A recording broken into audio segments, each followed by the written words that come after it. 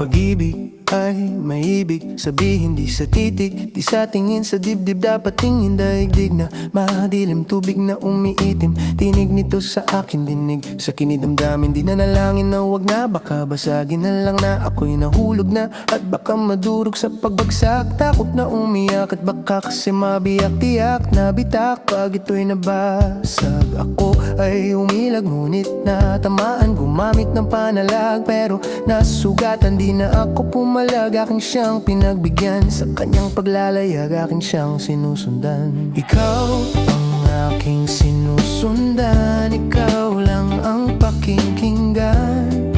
Sa iyong dinidikta, gamit mo ang aking mata. Sumusunod-sunod lang naman sa iyong nilalaman na kaalaman. Ikaw ang nagdidikta.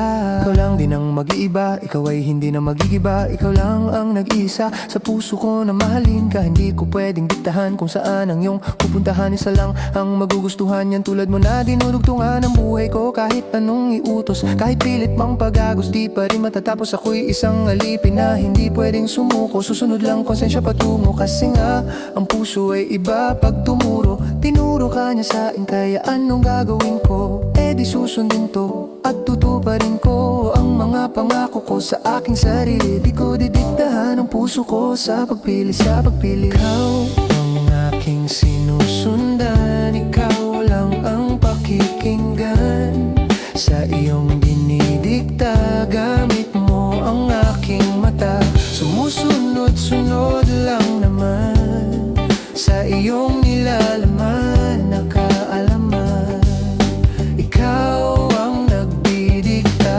Hindi ako susuko kahit anong pagsubok. Nandito ka lang sa puso ng puso ko, kasi ikaw ang sentro. Ako ay lulong nakakulong sa isang bumbento. Gumagalaw lang pag gusto ng boss ko, di niya nga masunod ang mga utos ko. Bakit ba ganon, Diyos ko? Ano ba kasing gustong palabasin? Bakit bawal ko siyang alisin? Dito magkadugtong na ang aking mga tanong, na parang bugtong-bugtong. Isip ko'y litong-lito, hindi pwedeng mawala sa aking tabi, kasi mawawala din ang init kapag gabi. Ikaw ang magdidikta sa buhay ko, ikaw lang, walang iba sa puso ko. Nakasulat ang pangalan, walang ibang iniisip kundi ang pagmamahalan. Ikaw ang nagdidikta.